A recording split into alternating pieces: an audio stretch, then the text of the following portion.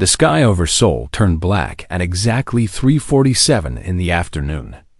It was not clouds. It was not an eclipse. It was something far worse. Park Do-yoon stood at the window of the underground command center and watched the live feed from the surface cameras. Massive ships, each one larger than the entire city of Bizen, blocked the sunlight. They hung in the air without any visible engines or wings. They simply floated there, silent and terrifying, like mountains that had learned to fly. The entire world had stopped. Traffic froze on every highway. People stood in the streets with their phones raised, recording the end of everything they knew. Children cried. Parents held them close. Nobody knew what to do. Park Do-yoon knew. He had trained for this moment for 15 years. He was the captain of the United Earth Defense Force, a secret military organization that most governments denied even existed. His job was simple: protect Earth from threats that came from beyond the stars. He had always hoped he would never have to do his job. "Captain," said a young woman behind him. Her name was Big Jeon, and she was the best communications officer in the entire organization. Her fingers moved across her keyboard faster than most people could think. "We are receiving a transmission. It is on every frequency, every language, every device on Earth." Park Do-yoon turned away from the window. "Put it on the main screen." The screen flickered, and then a face appeared. It was not human. The creature had gray skin that looked like wet stone. Its eyes were completely black, with no white parts at all. It had no nose, just two small holes in the center of its face. When it spoke, its mouth opened sideways instead of up and down. "People of Earth," the creature said. Its voice was cold and empty, like wind blowing through a dead forest. "I am High Commander Dreth of the Valori Empire. We have conquered 17 star systems. We have destroyed 462 species. Today, we add your world to our collection." Park Do-yoon felt his hands form into fists. Around him, the other officers in the command center had stopped breathing. Everyone was watching the screen. "We have scanned your planet," Commander Dreth continued. "We have analyzed your weapons, your missiles, your bombs, your little flying machines." The creature made a sound that might have been laughter. "You are Category 7, the weakest classification. You are not even worth enslaving. You're only good for one thing: harvesting." The transmission ended. The screen went black. Big Jeon looked up from her station. Her face was pale, but her voice was steady. "Captain, I am detecting energy signatures from the alien ships. They are charging weapons." Park Do-yoon walked to the center of the room. He looked at the faces of his team. Some of them were young, barely out of training. Others were veterans who had served with him for decades. All of them were scared. He could not blame them. "Listen to me," he said. His voice was calm and clear. "This is the day we always knew might come. This is why we exist. This is why we trained. We are not going to surrender. We are not going to run. We are going to fight." The door opened at the back of the room, and a woman walked in. She was small and thin, with glasses that kept sliding down her nose. Her hair was messy, and there were dark circles under her eyes. She looked like she had not slept in weeks. Her name was Yoon Hana, and she was the smartest person Park Do-yoon had ever met. "Captain," Dr. Yoon said, "I came as fast as I could. Is it time?" Park Do-yoon nodded slowly. "It is time. Is Taeyang ready?" Dr. Yoon pushed her glasses up her nose. "Taeyang is always ready. It has been ready for 40 years. The question is whether we are ready." Park Do-yoon did not answer. He was not sure anyone could ever be ready for what they were about to do. Taeyang. The word meant sun in Korean. It was the name humanity had given to the thing they found buried deep beneath the ice in Antarctica. Scientists had discovered it in 1984, hidden under 3 kilometers of frozen water. At first, they thought it was a meteor.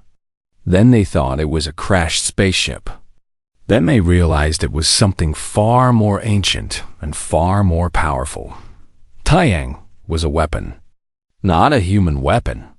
The scientists determined that it was older than Earth itself, older than the solar system, maybe older than the galaxy. Someone had built it billions of years ago for a war that humanity could not even imagine.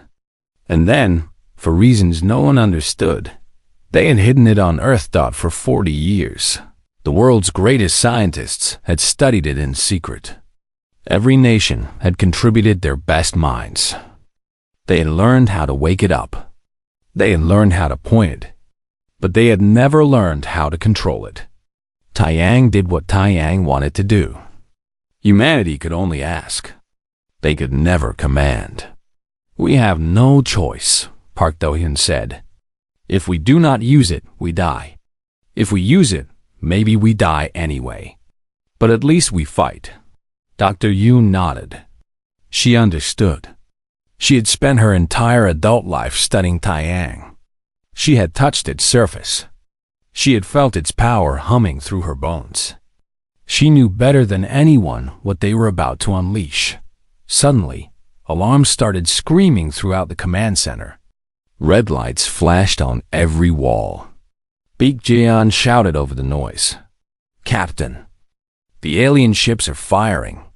They are targeting major cities." Park Do-hyun ran to the tactical display. He watched in horror as bright lines of light shot down from the alien fleet. Tokyo, New York, London, Mumbai, Paris, Beijing.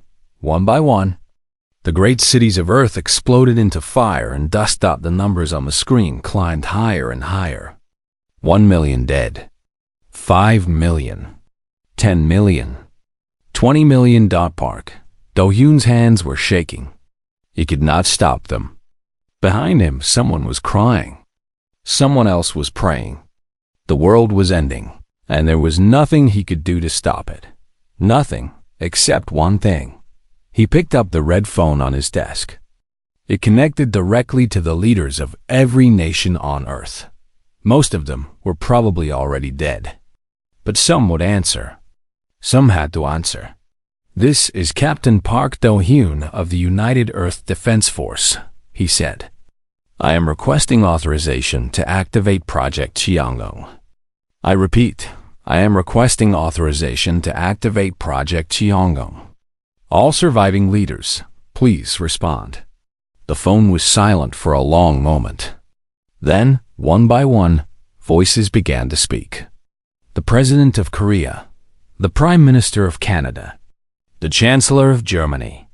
Others, too, from bunkers and shelters around the world. They were scared. They were desperate. They were dying. And they all said the same word, authorized. Park Do-hyun put down the phone. He looked at Dr. Yoon Hana. She was already heading for the door. "I will start the activation sequence," she said. "May God help us all." She ran out of the room. Park Do-hyun turned back to the tactical display. The alien ships were still firing. Cities were still burning. People were still dying. But deep beneath the Antarctic ice, something was beginning to wake up. Something old. Something powerful. Something that the Velori Empire had never seen before and would never forget. Taiyang opened its eyes. High Commander Dreth stood on the bridge of his flagship, the Eternal Conquest, and watched Earth burn. The blue and green planet was becoming orange and black as his fleet rained fire upon its surface. Smoke rose from 100 cities. Oceans boiled near the impact zones. Mountains crumbled into dust. It was beautiful. "Report," Dreth said to his second-in-command, a younger Velori named Torek. "We have eliminated approximately 47 million humans in the first wave," Torek said, reading from his display. Major population centers are destroyed or burning. Their military forces have attempted to respond with primitive missiles and aircraft, but our shields stopped everything. They did not even scratch our paint. Dreth made the sideways smile of his species. As expected. Category 7 species. Barely worth our time. The Valori Empire had been conquering worlds for 10,000 years. They had perfected the art of invasion. First, you destroyed the cities. Then, you eliminated the leaders.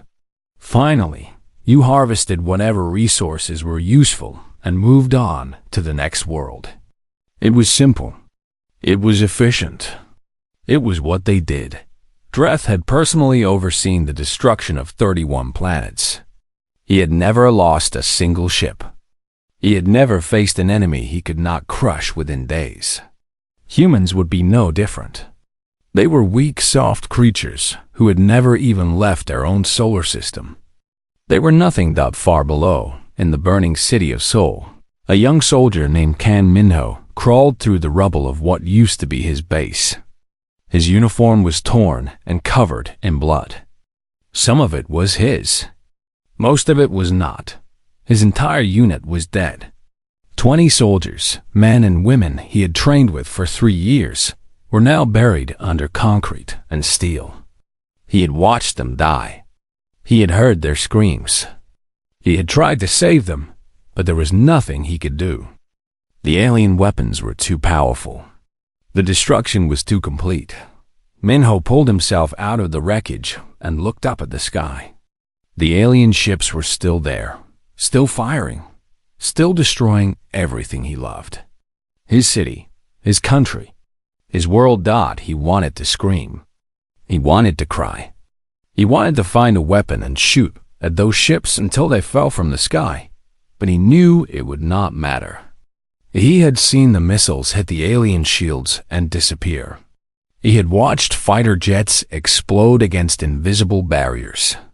Humanity had thrown everything at the invaders, and the invaders had not even noticed that, so Kang Minho did the only thing he could do.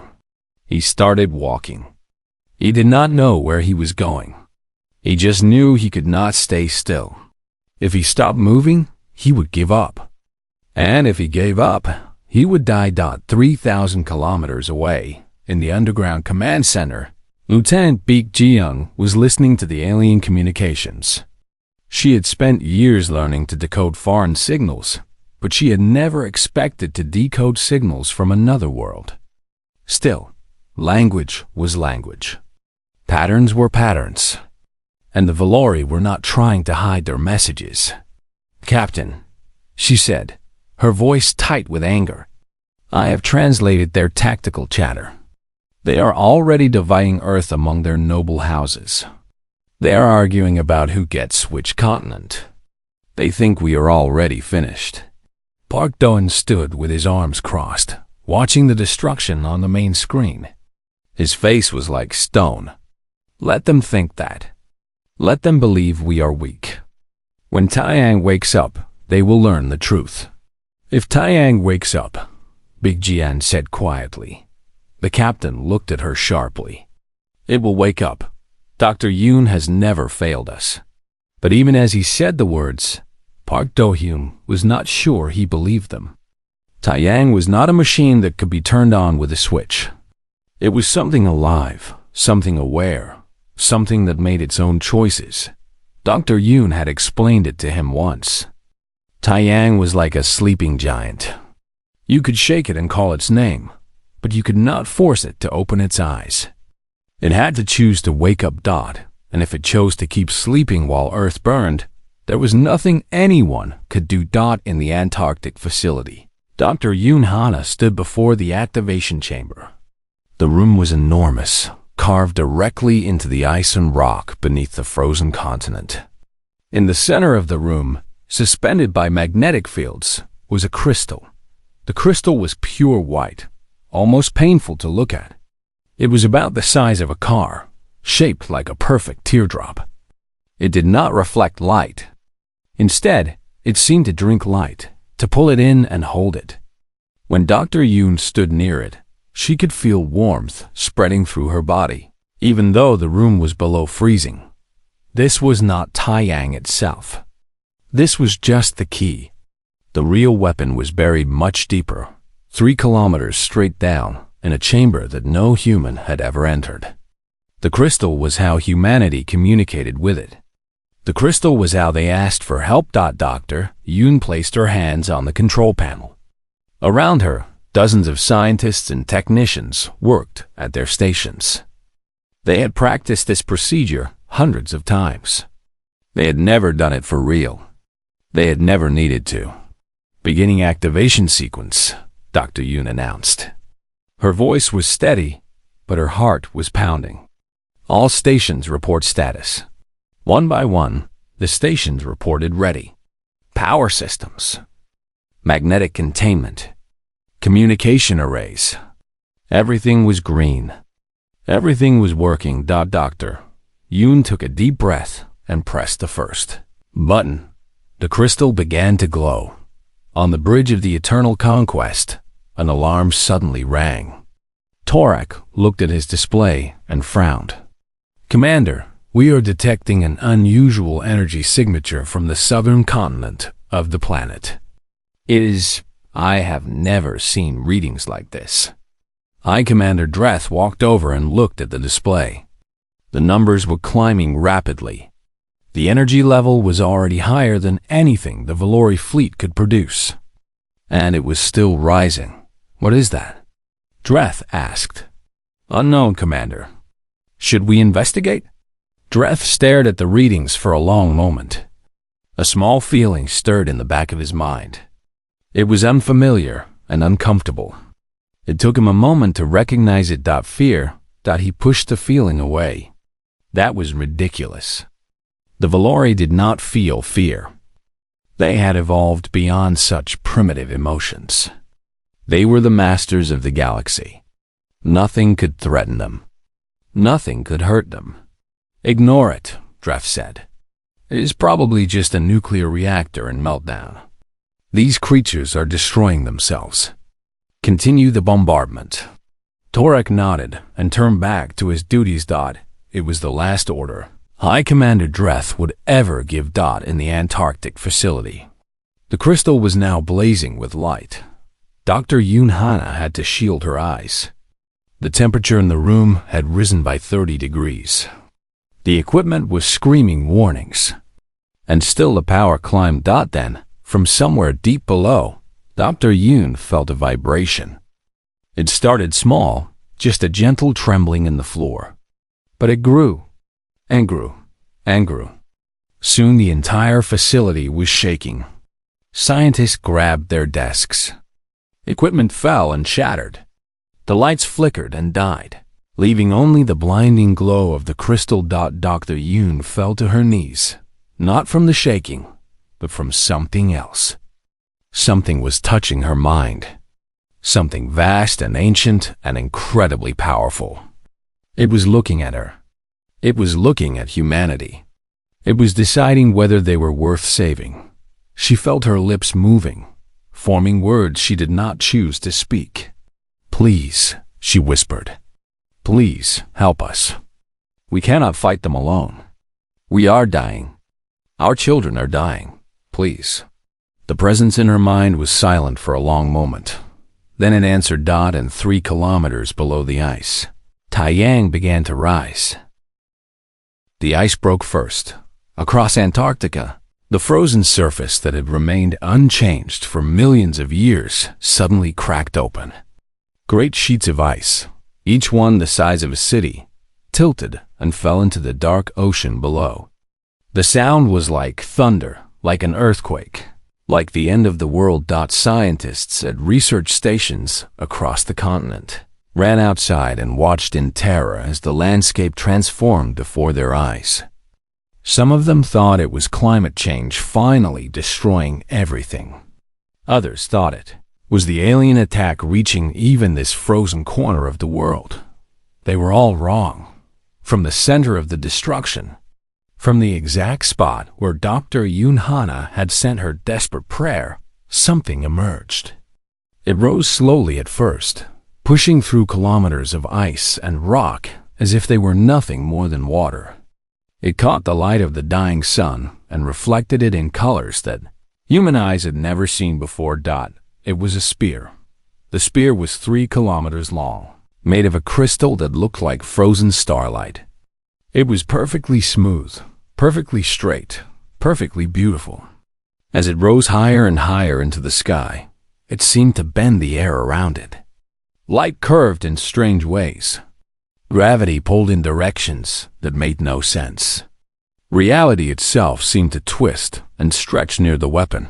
Taiyang had awakened in the underground command center. Park Don stared at the satellite images on his screen.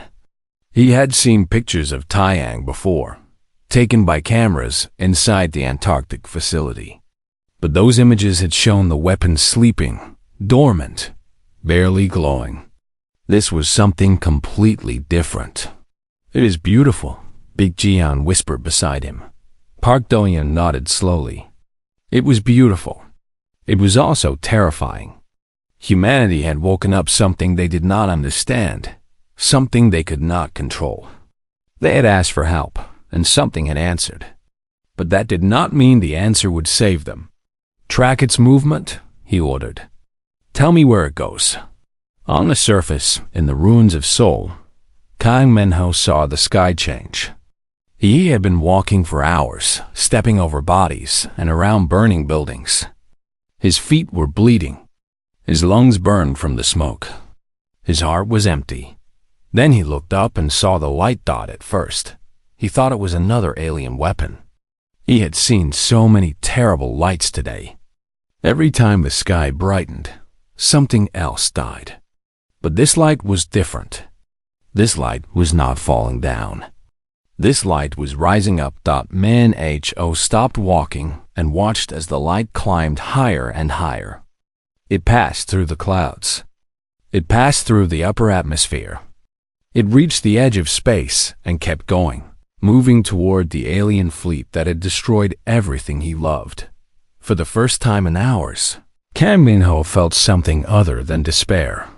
He did not know what he was seeing. He did not know if it would save them. But he knew, deep in his bones, that humanity was finally fighting back. High Commander Dress saw Taiyang coming. His tactical display screamed warnings at him. Energy levels beyond measurement. Velocity beyond understanding.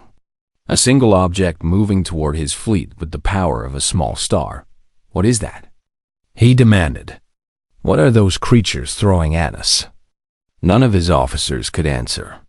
They had never seen anything like this. The Valori had conquered species that built planet-sized weapons. They had defeated enemies with fleets of 10,000 ships. They had destroyed civilizations that had mastered the very fabric of space and time, but they had never seen Taiyang. "All ships!" Dreth shouted. "Fire on that object! Everything we have! Destroy it!" The Valori fleet obeyed. 12 capital ships turned their weapons toward the rising crystal spear. 8,000 plasma lances powered up. 600 antimatter torpedoes launched. The combined firepower of the fleet that had burned entire worlds to ash focused on this single target. The weapons hit Taiyang all at once. The explosion was so bright that every camera on Earth's surface overloaded and shut down. The radiation pulse killed every satellite in orbit. For 3 full seconds, the night sky was brighter than noon. When the light faded, Taiyang was still there, unchanged, undamaged, still rising, on the bridge of the eternal conquest. Torak's voice shook as he read his instruments. "Commander, no damage at all. The object, it absorbed everything. Our weapons, our energy, it took it all." High Commander Dreth felt his legs go weak. For the first time in his long life, for the first time in the history of his species, he understood what it meant to face something you could not defeat. "Retreat," he whispered. "All ships retreat. Get us out of here." But it was too late. Taiyang had reached the edge of the fleet. It stopped moving, hanging in the void of space like a god looking down at insects. The crystal surface pulsed once, twice, 3 times. With each pulse, the color changed. White to blue to gold to something that had no name. Then it fired. A beam of light, pure and white and impossibly bright, touched the nearest Valori ship. The ship was called the Wrath of Empire. It was 3 kilometers long and carried a crew of 15,000 soldiers. It had served the Valori Empire for 600 years. It had destroyed 11 planets. It died in less than a heartbeat. The ship did not explode. It did not burn. It simply stopped existing. One moment it was there, massive and powerful and terrifying. The next moment there was nothing. Not wreckage. Not debris. Not atoms. Nothing at all. In the command center, Park Do-hyun watched his display with wide eyes. Did that just happen? He asked. Did one shot just erase an entire ship? Baek Ji-yeon nodded slowly. Her hands were shaking. Captain, the sensors are not showing any remains. That ship was not destroyed. It was unmade. Its atoms were scattered across. I do not know. Somewhere else. Somewhere beyond our universe.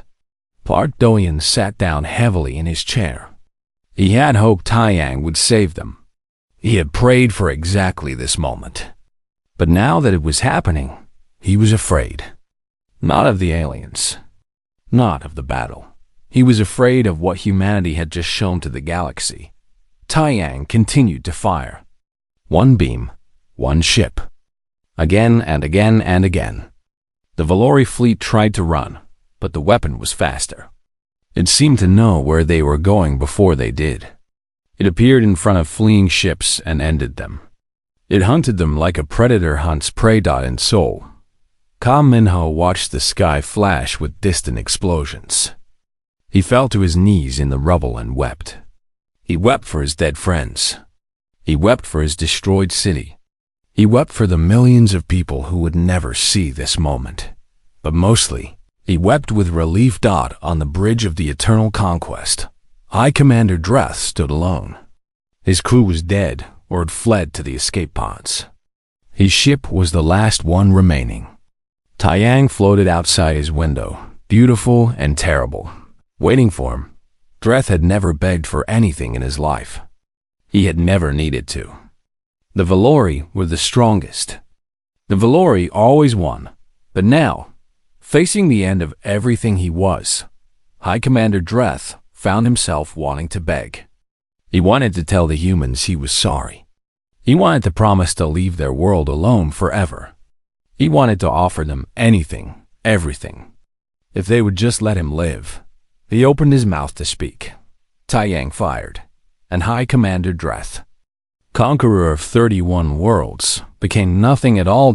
In the Antarctic facility, Dr. Yoon Hana sat on the cold floor, tears streaming down her face. She could still feel Taeyang in her mind, like a warm hand holding hers. She could feel its satisfaction, its approval. Its warning. The weapon had saved humanity today, but it had also judged them. It had looked into their hearts and decided they were worth protecting. If that ever changed, if humanity ever became like the Valori, Taeyang would not hesitate to do to them what it had done to the invaders. Dr. Yoon understood. Taeyang was not a weapon they had found. It was a test they had passed, and the test was not over yet. The Valori fleet was dying. Ship after ship vanished from existence as Taeyang moved through them like death itself. The crystal spear did not hurry. It did not rush.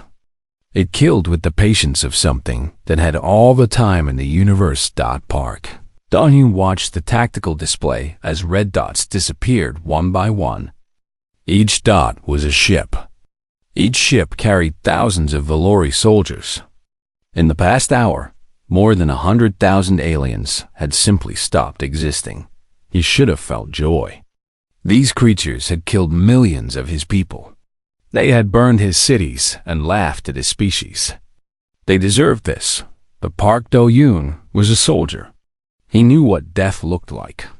He knew what it meant to watch an enemy die. And even though the Valori were monsters, he could not celebrate their destruction. How many ships remain? He asked quietly. Big Jian checked her screen. 17, Captain. They are attempting to reach the jump points at the edge of the solar system. If they make it there, they can escape to faster-than-light travel. Will they make it? Big Jian was silent for a moment. Then she shook her head. No, Taiyang is faster. It will catch them all. Park Do-yoon nodded slowly. It was over then. The invasion that had killed hundreds of millions of people was ending. Not with a battle. Not with a war. With an execution. He turned to his communications officer. Open a channel to the Antarctic facility. I need to speak with Dr. Yoon. The connection was poor. The alien attack had damaged most of Earth's communication systems. But after a few moments of static, Dr. Yoon Hana's voice came through. Captain Park, she said. She sounded exhausted, like she had not slept in days. I assume you are watching? I am watching, Park Do-yoon confirmed. Dr. Yoon, I need to ask you something. Can we stop it? Can we tell Taiyang to let the remaining ships go? There was a long pause on the other end of the line. When Dr. Yoon spoke again, her voice was heavy with sadness. No, Captain. We cannot. Taiyang makes its own decisions. We can ask it to wake up. We can point it at a target. But we cannot tell it when to stop. It will do what it believes is right. Park Do-yoon closed his eyes. And it believes killing every last one of them is right? It believes in consequences, Dr. Yoon said. The Valori came to our world and declared us prey. They attacked without warning. They killed without mercy. In Taiyang's judgment, they must face the full result of that choice. Every last one of them. Park Do-yoon was quiet for a moment.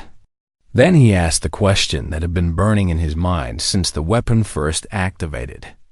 Dr. Yoon, what exactly is Taiyang? We have studied it for 40 years, but we still do not truly understand. Where did it come from? Who built it? And why was it hidden on our planet? Dr. Yoon sighed.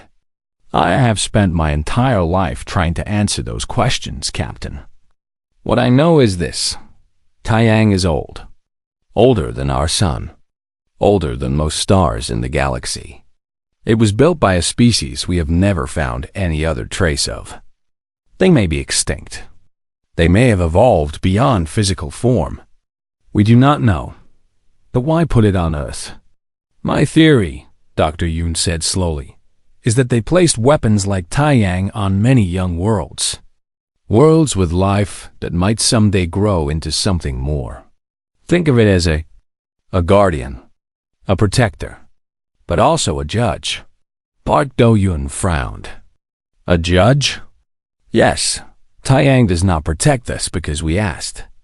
It protects us because it chose to. When I activated the crystal, I felt it looking into me, looking into humanity. It was deciding whether we deserved to survive. And it decided we did. This time, Dr. Yoon said. But Captain, I must warn you. The connection goes both ways. I could feel what Taiyang felt. Its thoughts are not like ours, but I understood one thing clearly. If we ever become like the Valori, if we ever attack innocent worlds and harvest weaker species, Taiyang will not save us. It will end us. Park Do-yoon let that sink in. Humanity had been given a great gift today. But the gift came with a price. They were not just protected. They were watched in the ruins of Seoul. Kang Minho was helping other survivors dig through the rubble. There were still people trapped under the collapsed buildings. Some were alive. Many were not. Minho had found a group of rescue workers a few hours ago and joined them without being asked. He was a soldier, trained to follow orders. But there were no orders to follow now. There was only the work. He pulled a broken beam aside and heard a small voice crying underneath. A child. Minho dug faster, his hands bleeding as he tore away concrete and twisted metal. Finally, he reached the small pocket of space where a little girl was huddled. She was maybe 7 years old. Her face was dirty and streaked with tears, but she was alive. "It is okay," Minho said softly. "I am here. I will get you out." The girl looked up at him with wide eyes. "Is the sky still broken?" she asked. Minho looked up. The smoke had cleared a little. The sun was setting, painting the clouds in shades of orange and pink. And high above, almost too high to see, a point of light was moving among the stars. "No," Minho said. "The sky is getting better. We are going to be okay." He did not know if that was true. He did not know what would happen tomorrow or next week or next year. But in that moment, with a rescued child in his arms and the alien fleet dying above his head, Cam Minho allowed himself to believe it. Back on the tactical display in the command center, the last red dot disappeared. Beat Jian stared at the screen for a long moment. Then she turned to Captain Park with an expression of disbelief. "It is over," she said. "The entire Valori fleet is gone.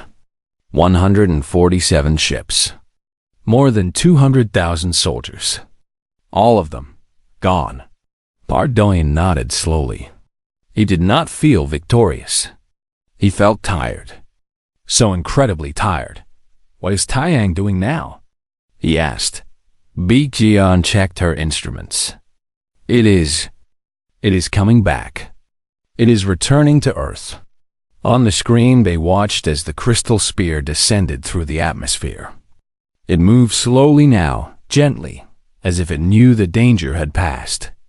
It fell through the clouds over Antarctica and sank back into the broken ice from which it had emerged. But before it disappeared completely, it did something unexpected. A pulse of energy burst from the weapon, spreading out in all directions at the speed of light. It passed through the command center. It passed through Seoul and every other city on Earth. It passed through every person, every animal, every living thing on the planet. And then it kept going. It passed the moon. It passed Mars. It reached the edge of the solar system in minutes. And still it traveled, moving through the galaxy at speeds that should have been impossible. Beak Jian looked at her readings with confusion. "Captain, that energy pulse. It is some kind of message. It is being broadcast everywhere, to every corner of the galaxy. Can you translate it?" Beak Jian worked at her keyboard for a few minutes. Then her face went pale. "I have it, Captain. The message is simple. It is only a few words, but it is being repeated on every frequency, in every known language, and in languages we have never heard before." "What does it say?" Beak Jian looked up at him with wide eyes. "It says, Earth is protected. The weak have teeth. Come if you dare." Park Do-yoon was silent for a long moment. Then, despite everything, despite the death and destruction and horror of the past day, he laughed. "Well," he said, "I suppose the galaxy knows about us now."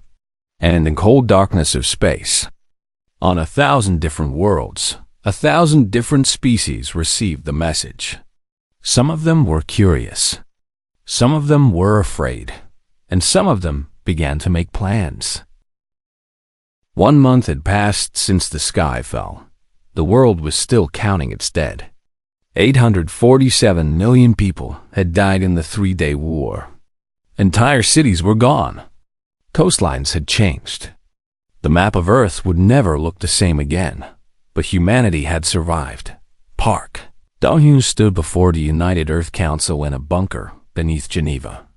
The old United Nations building was a crater now, so they had built a new meeting place underground. The leaders of every surviving nation sat before him, their faces tired and worn, but their eyes hard with determination. "Captain Park," said the Korean president, You asked to address the council today. We are listening. Park Doyen stepped forward. He was wearing his dress uniform for the first time in years. It felt strange. He was a soldier, not a diplomat. But the council had asked for him specifically. Thank you. Mr. President, leaders of Earth, I am here to give you my report on the Battle of First Contact and to discuss our future. He activated the display behind him. Images appeared showing the Valori fleet, then the destruction they had caused, then the rise of Taiyang. As you all know, the Valori Empire attacked Earth without warning 31 days ago. In less than 3 hours, they killed more people than all the wars in human history combined. Our military forces were completely ineffective against their technology. We were, as they said, prey. He paused to let that sink in. Then Project Chang'e was activated. The weapon we call Taiyang emerged from its resting place in Antarctica and destroyed the entire invasion fleet. 147 ships. Over 200,000 enemy soldiers. Not one of them survived. The display changed to show the message that Taiyang had broadcast.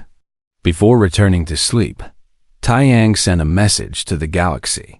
That message has now reached approximately 3,000 star systems. We do not know exactly how many species received it. But based on Dr. Yoon's analysis, the answer is many. The Prime Minister of India leaned forward. Captain Park, what do you believe this means for humanity's future?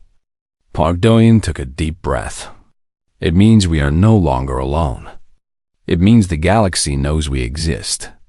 And it means that some of those species will want to test whether our protector will wake again. A murmur went through the council. The Canadian Prime Minister raised her hand. Are you saying we should expect more attacks? I am saying we should prepare for them. The Valori were not the only empire in the galaxy. They were not even the largest. There are species out there that conquered the Valori themselves. Now that they know about us, now that they know about Taiyang, some of them will be afraid. But others will be curious. Others will want to see the weapon for themselves. He changed the display again, showing plans for new ships, new weapons, new training programs.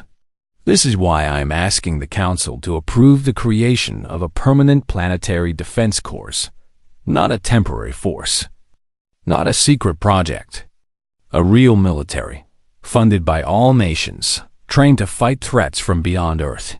We cannot depend on Taiyang forever. We must learn to defend ourselves. The debate lasted for hours. Some leaders were afraid of the cost. Others were afraid of giving so much power to a single military organization. But in the end, the vote was unanimous. The Planetary Defense Corps was born.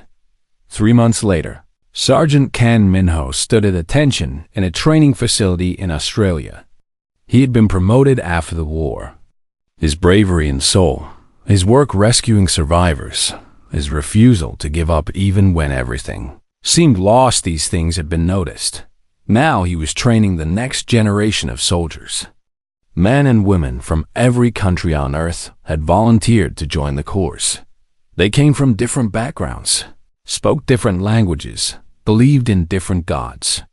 But they all believed in one thing: humanity would never be prey again. Listen carefully, Minho told his recruits. The Valori thought we were weak. They scanned our weapons and laughed at us. They called us Category 7 and started dividing our world before we were even dead. He walked among them, looking into their eyes one by one. They were wrong. We are not weak. We survived. We won. But we did not win because of our weapons or our technology. We won because something ancient and powerful decided we were worth saving. He stopped at the front of the room. Next time, we might not be so lucky. Next time, Taiyang might not wake up. Next time, we might have to fight alone. And when that day comes, I want us to be ready. I want whoever attacks us to understand that even without our guardian, humanity has teeth. The recruits shouted their agreement. Minho allowed himself a small smile dot in her laboratory beneath the Antarctic ice. Dr. Yoon Hana continued her work. She had barely slept in the months since the war. There was too much to learn, too much to understand. Taeyang was quiet now, sleeping in its deep chamber. But Dr. Yoon could still feel it sometimes, like a warmth at the edge of her mind. It was watching, always watching, waiting to see what humanity would become. She had made a promise to herself. She would never stop studying the weapon. She would never stop trying to understand it. Because she knew something that she had not told anyone else. Taeyang was not the only one. During her connection with the weapon, during those terrifying seconds when it had looked into her soul, she had seen something. A vision of other worlds, other guardians. A network of ancient weapons spread across the galaxy, each one protecting a young species that had been judged worthy. Humanity was not alone in that either. Somewhere out there, on planets they had never heard of, other species were being watched over. Other species had passed the test. And someday, Dr. Yoon believed humanity would meet them. She just hoped that meeting would be peaceful. Lieutenant Baek Jian sat at her monitoring station, as she had every day since the war. Her job was to listen, to watch, to catch any sign of another alien approach before it was too late. Today, like every day, the galaxy was quiet. The message from Taeyang continued to spread through space at the speed of light. Every day, it reached new worlds. Every day, more species learned about Earth. Some of them had tried to send messages back. Baek Jian had detected 17 different transmissions aimed at Earth in the past month. Most were in languages she could not understand. But the ones she could translate were interesting. Some were threats. Some were warnings. Some were offers of trade or alliance. One of them, from a species that called themselves the Makers of Light, had simply said, "We have been waiting for you. Welcome to the galaxy." Baek Jian did not know what that meant. She was not sure she wanted to know, but she saved the message and added it to her files. Someday, when humanity was ready, they would answer. For now, she kept listening. In Seoul, the rebuilding had begun. New buildings rose from the ashes. New roads connected new neighborhoods. The city would never be the same. It would never forget what it had lost. But it would grow. It would heal. It would become something new. In a small park near the center of the city, someone had built a memorial. It was a simple thing, a pillar of white stone, smooth and perfect, shaped like a spear pointing at the sky. Around its base, people had left flowers, photographs, letters to the dead, and at the top of the pillar, carved in 100 languages, were the words that Taeyang had spoken to the stars. Earth is protected. The weak have teeth. Come if you dare. Captain Park Doyen visited the memorial once a month. He never stayed long. He was too busy, too needed, too important to the work of protecting Earth. But he always came. Today, he stood before the pillar as the sun set behind the new skyline. He thought about the people who had died. He thought about the people who had survived. He thought about the future that waited for humanity among the stars. Then he saluted the memorial, turned, and walked away. There was work to do. Above Earth, the stars shone cold and distant. Among them, unseen by human eyes, ships moved. Species watched. Empires made plans. The galaxy had noticed humanity, and deep beneath the ice of Antarctica, Taeyang dreamed of the wars yet to come.